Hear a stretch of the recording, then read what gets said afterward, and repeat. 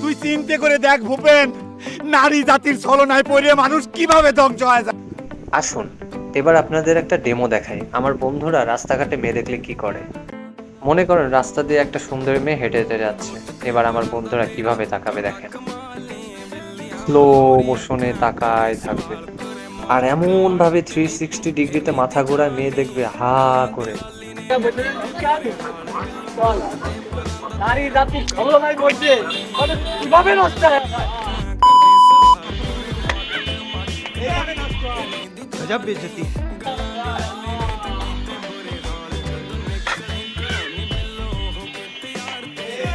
हम कोई मंदिर का घंटा है कि कोई भी आके बजा जाता है।